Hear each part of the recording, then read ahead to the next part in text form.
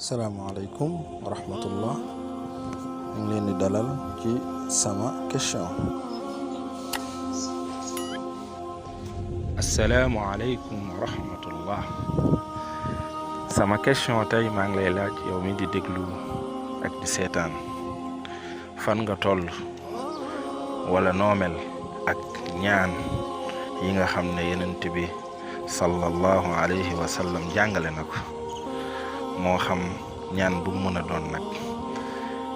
boo yeewoo est-ce que yaa ngi ñaan est-ce que sooy tëdd sax yaa ngi ñaan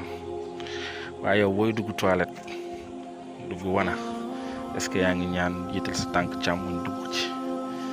est-ce que tey boo demee bay ànd ak sa soxna ca kaw lal ba yaa ngi ñaan bi fa Yonent bi sallallahu alayhi wa sallam jàngale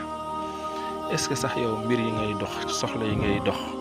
di ko lijjanti yaa ngi ciy def ay ñaan tàllal sa borom sa loxo di ñaan est-ce que yaa ngi ñaan yu mel noonu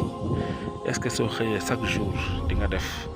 qul huwa allahu ahad qul a'udhu bi rabbil falaq qul a'udhu bi rabbin nas est-ce que yaa ngi ñaanee ayatul kursi ñaan yooyu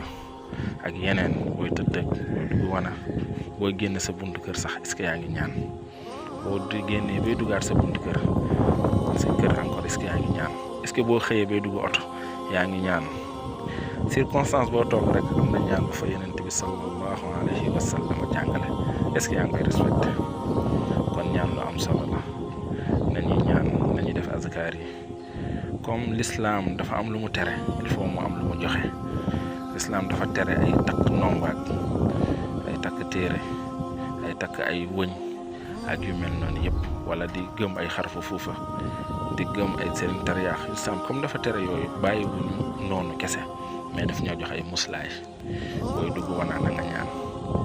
sooy génn ci wana bi boo génnee ba pare nga ñaan sooy tëdd nga ñaan sooy ànd ak sa soxna nga ñaan ndax doom ji si judd doom mu nekk doom jam seytaan du ko mën a dara boo yéeg oto nga ñaan looy def rek nga ñaan booy sol sa yére sax war ngaa ñaan sooy summi sa yére nga ñaan lépp looy def rek am na ñaan boo xam ne islam jàngale na ko kon sama question mooy loolu fan nga toll ak ñaan yooyu yàlla nañ yàlla defal tawfiq. innal hayata qalilatun ladhatuha